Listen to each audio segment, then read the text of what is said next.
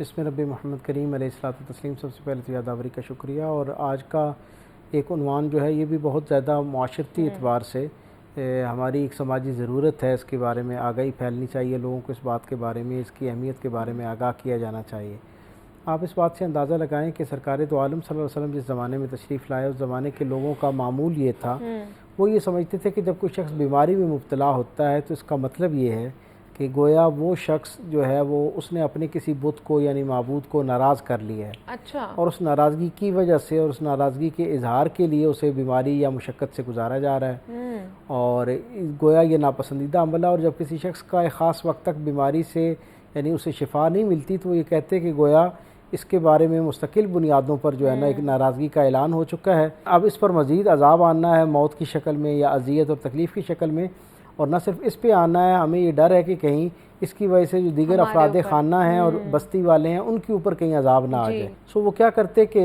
بجائے اس کے کہ اس کی مشکل وقت میں اس کا سہارا بنتے، اس کے لیے کوئی آسانی راحت پیدا کرتے، اس کے لیے کوئی شفا کا ذریعہ بنتے، اسباب پیدا کرتے، وہ ایک عجیب معاملہ یہ کرتے کہ اس بندے کو اٹھاتے اور اس کو اٹھا کے فوراً جو ہے وہ بستی سے باہر لے جاتے اور بستی سے دور کر دیتے کہ کہیں اس کی وجہ سے ہمیں بھی عذاب کے اندر جو ہے نا وہ مبتلا نہ ہونا پڑ جائے۔ آقا کریم صلی اللہ علیہ وسلم نے جس طرح بہت ساری اور معاشرتی برائیوں اور سماجی رویوں کی اصلاح فرمائی، وہیں پر یہ جو رویہ تھا اس کی بھی اپنے عمل سے اور اپنی زبان سے جو اصلاح فرمائی۔ اور عمل کیا تھا؟ وہ لوگ جنہیں معاشرے کے افراد ناپسندیدہ لوگ سمجھتے تھے اور عذاب یافتہ لوگ سمجھتے تھے اور اپنے معبودوں کو ناراض کر دینے والی شخصیات کے طور پر سمجھنا شروع کرتے،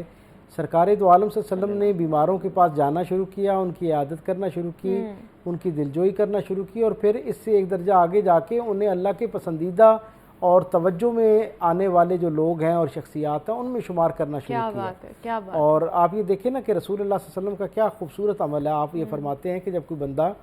بندہ مومن جو ہے وہ تکلیف سے گزارا جاتا ہے، یعنی اسے تھکاوٹ کا احساس ہوتا ہے، کوئی غم اسے آ کے مبتلا ہو جاتا ہے، کسی بیماری کا شکار ہوتا ہے، بلکہ حضور نے یہ فرمایا کہ اگر کسی شخص کو کوئی کانٹا بھی چبھتا ہے تو اس تکلیف پر بھی اگر وہ صبر کرتا ہے تو اللہ کی طرف سے اس پر اس کے لیے اجر کا وعدہ ہے، اسے اللہ تعالیٰ اس کے اجر کو بڑھا دیا کرتا ہے۔ اور حضور نے فرمایا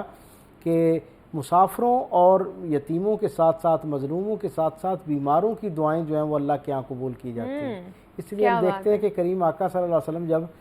بیماروں کے پاس جایا کرتے تو حضور نے کیا خوبصورت اس کے آداب اور کرینہ سلیقہ ہمیں بتایا۔ حضور فرمایا کرتے کسی شخص نے آ کے بیان کیا کہ فلاں شخص جو ہے وہ بڑا کبر میں مبتلا ہے، تکبر میں مبتلا تھا، اس کے معاملات درست نہیں تھے، اور دیکھیں اللہ کی پکڑ آ گئی اس کے اوپر اور اسے جو ہے نا اللہ کی طرف سے بیماری نے دبوچ لیا، تو رسول اللہ صلی اللہ علیہ وسلم نے اس پر ناپسندیدگی کا اظہار فرمایا، اور آپ نے فرمایا کہ یہ جو تکلیف ہے اللہ نے حدیث قدسی کے ذریعے مجھے یہ خبر دی ہے۔ حضور فرماتے ہیں حدیث قدسی کے ذریعے اللہ نے مجھے یہ خبر دی ہے کہ میں کسی بندہ مومن کو زمین سے اس وقت تک نہیں اٹھاتا جب تک میں اسے جس کے لیے میں نے جنت کا ارادہ کر لیا ہو، فرمان جاری کر دیا ہو، میں اس کو زمین سے اس وقت تک نہیں اٹھاتا جب تک میں اسے بدنی مصیبت یعنی بیماری اور رزق میں تنگی جو ہے اس کے وبال سے نہیں گزرتا، تاکہ یہ دو چیزیں اس پر موجود جو معصیت اور گناہ کا اثر ہے اس کو ختم کر دیں، اور وہ اس حالت میں اگر شکر اور صبر کرتا ہوا مجھ تک پہنچتا ہے تو وہ ایسے ہے جیسے وہ گویا پاکی کی حالت میں مجھ تک پہنچتا ہے۔ یعنی جو ظاہری طور پر تھوڑی سی بیماری تکلیف ہے یہ وقتی مشقت ضرور ہے، رزق کی تنگی جو ہے وہ وقتی تکلیف ضرور ہے، لیکن اگر کوئی شخص اس پر صابر اور شاکر رہے تو اللہ کے ہاں اس کا اجر اتنا ہے کہ حضور فرماتے ہیں کہ اللہ کہتا ہے کہ وہ اس جب مشقت سے گزر کے صبر اور شکر کے ساتھ مجھ تک پہنچتا ہے تو وہ ایسے پہنچتا ہے جیسے مکمل پاک ہو چکا ہو، یعنی اس کو اللہ کہتا ہے کہ میں اس کو گناہوں کے وہ جو معصیت ہے اس سے پاک کر کے اپنی بارگاہ تک آنے کی رسائی دیتا ہوں۔ تو سرکار دو عالم کا معمول یہ تھا کہ حضور ہر نماز کے بعد اپنے اصحاب میں دیکھتے کہ کون جو ہے وہ جماعت میں آج نہیں پہنچ سکا، ایک یا دو دن تک جب کوئی شخص نہ پہنچتا یا ایک یا دو نمازوں میں نہ پہنچتا تو حضور اس کے بارے میں اس کے جو قریب رہنے والے لوگ ہوتے ان میں سے پوچھتے، اور اگر کوئی موجود ہوتا اور یہ بتا دیتا کہ وہ شخص بیمار ہے جس کے بارے میں سرکار دریافت فرما رہے ہیں، حضور جن سے ملنے کو مشتاق ہے، تو سرکار دو عالم صلی اللہ علیہ وسلم ان کے لیے جو ہے نا خیر کی دعا فرماتے۔ اور کیا معمول ہوتا؟ حضور کسی صحابی کو بھیجتے کہ جا کر اس شخص سے پوچھو کہ کیا ہم تمہاری عیادت کے لیے آ جائیں۔ اچھا، وہ پوچھنے کے لیے اب آپ یہ دیکھیں کہ ہمارے یہاں تو ایسا بالکل بھی نہیں ہوتا۔ میں عجیب معاملہ دیکھتا ہوں، پچھلے دنوں میں ہاسپٹل میں کسی کی عیادت کے لیے گیا اور میں کسی کی کارڈک سرجری تھی اور وہاں پہنچے، اور ان کو کئی دنوں سے تکلیف تھی، وہ آرام نہیں کر پا رہے تھے، تو بڑے دنوں کے بعد کہیں ان کو دوائی سے جو ہے نا وہ افاقہ ہوا اور ان کو یعنی آرام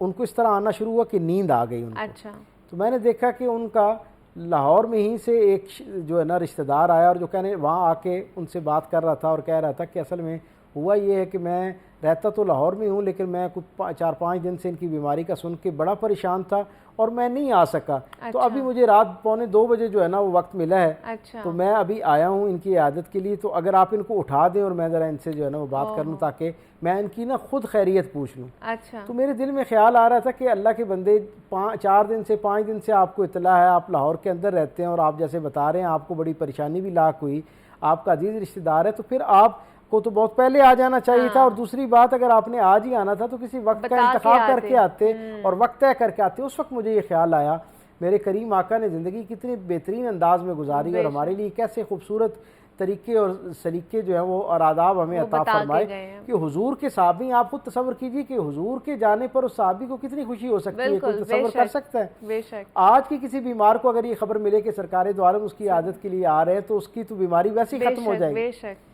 اب صحابی جو حضور کے ساتھ براہ راست صحبت پانے والے اور حضور سے محبت اور ایمان کی بہترین حالت میں موجود ہیں، ان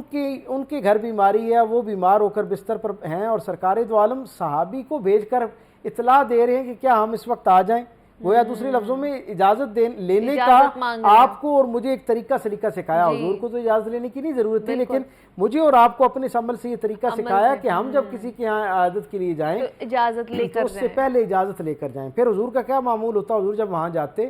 تو تسلی کے ساتھ مختصر الفاظ میں وہ جو بندہ موجود ہوتا اس سے اس کی صحت کا احوال پوچھتے، اچھا، اور جب وہ مختصراً بتا چکتا تو سرکار دو عالم صلی اللہ علیہ وسلم اس کے ساتھ امید افزا بات کرتے۔ یہ باقاعدہ سنت کا عمل ہے امید کہ اس کے ساتھ حوصلہ افزائی والی بات کی جائے، اور سرکار دو عالم کی پوری سیرت میں میں نے کہیں یہ بات نہیں پڑھی، اللہ کا نام ہے میں سارے سننے اور دیکھنے والوں کو یہ بات کہوں گا، حضور نے کتنے جہاندیدہ شخصیت تھے، حضور کو اللہ نے دنیا آخرت کے سارے علوم عطا کر رکھے تھے، ساری کائنات ان کے سامنے مشاہدے کے لیے موجود تھی۔ کریم آقا نے اپنی پوری زندگی کے اندر کسی شخص کی عیادت کے دوران اسے جا کے اپنا کوئی سابقہ تجربہ یا مشاہدہ نہیں بیان کیا، یہ نہیں کہا کہ میرے فلاں چچا کو، ماموں کو، خالہ کو یہ بیماری لاحق ہوئی ہے میں نے دیکھا۔ سب سے پہلے جاتے ہی یہ چیز کرتے ہیں، ہمارے ہاں شروع یہاں سے ہوتا ہے کہ ہو یہ بیماری ہوگی، اب یہ علامت ظاہر ہوگی، میرے چچا کو بھی ہوئی تھی اور وہ 3 دن بعد اللہ کے پاس پہنچ گئے تھے، فلاں جو تھے اس کو ہوئی تھی اور وہ اتنے دنوں بعد ہمیشہ کے لیے معذوری کا شکار ہو گئے تھے۔ آقا کریم صلی اللہ علیہ وسلم کے مزاج کے بالکل خلاف یہ بات ہے، اور آج سے ہم سب نے یہ اپنے ساتھ وعدہ کرنا ہے کہ جب ہم جائیں تو پہلے پوچھ کے جائیں، عیادت کے لیے پہلے وقت لے کر جائیں، جب اس کے پاس پہنچیں اس کی دلجوئی کریں، حوصلہ افزائی کریں، اس کی بات سنیں بجائے اس کے کہ اس کو اپنی ماہرانہ رائے دینا شروع کر دیں۔ اور پھر خدا را یہاں پر ایک اور بھی میں آپ کو ادب بتاؤں کہ سرکار دو عالم صلی اللہ علیہ وسلم ایک صحابی کی عیادت کے لیے گئے تو انہوں نے کہا یا رسول اللہ مجھے آپ کو علاج تجویز فرمائیں۔ اچھا، تو سرکار دو عالم صلی اللہ علیہ وسلم نے فرمایا تم نے اب تک کیا لے رکھا ہے؟ تو اس نے کہا کہ ابو قحاشہ جو یہودی حکیم ہے وہ اس سے میں پہلے بیمار ہوتا تھا تو وہ مجھے یہ دوائی دیا کرتا تھا، کوئی نسخہ تھا دیسی جس طرح کے نسخے ہوتے ہیں مقامی سطح پر علاج بالغذا ٹائپ، تو اس صحابی نے کہا کہ میں نے اسی کو دوبارہ دہرایا ہے، تو آپ مجھے کوئی جو ہے نا وہ نسخہ عطا فرمائیں تاکہ میں اس سے بھی جلدی فائدہ مند ہو جاؤں۔ تو حضور مسکرائے اور حضور نے کہا کہ اسی کو جاری رکھو۔ اب اس سے مجھے یہ خبر پہنچتی ہے کہ جب ہم اپنے ایک مریض کے پاس جاتے ہیں یقیناً ہم محبت میں یا بول پنے میں یا کم علمی میں یہ بات کرتے ہیں، لیکن جب ہم اس سے پوچھتے ہیں کہ کس کو دکھایا اور وہ بتاتا ہے کہ شہر کا سب سے بہترین ڈاکٹر جو ہے نا اس نے یہ چیز تجویز کی ہے یا یہ کھانے میں پرہیز بتائی ہے، یہ کھانے کے لیے کہا ہے، تو ہم ایک دم جو ہے نا سارے ہلاتے ہیں اور کہتے ہیں ہو یہ تو پتہ نہیں ٹھیک ہے، یعنی یہ تم یوں کرنا شروع کر دو، ہم اپنا جو ہے نا اس کو مشورہ دینا شروع کر دیں، ڈاکٹری بتانا، گویا ہم یہ ثابت کرنا چاہ رہے ہوتے ہیں کہ ہم بہت صاحب علم ہیں، جہاں دیدہ ہیں، بڑے تجربہ کار اور تم سے بڑے مخلص ہیں۔ بھائی اخلاص کے اظہار کے لیے دوائی تجویز کرنا اس کا حصہ نہیں ہے، آپ اس کے لیے دعائے خیر کریں، بھلائی کی بات کریں، اس کے اس علاج کے دوران جو مالی مشکل ہے اس کی، کوئی مال اسباب کو لانے لے جانے کی ہے، دوا لانے کی ہے، کوئی اور جسمانی مشقت ہے، اس کو کوئی آرام دینے کے لیے کوئی خدمت آپ پیش کر سکتے ہیں، اس انداز میں اپنی خدمت پیش کریں بجائے اس کے کہ صرف ایک لپ سروس آپ پرووائڈ کریں اور صرف زبانی تسلی تشفی جو ہے وہ دینا شروع کر دیں۔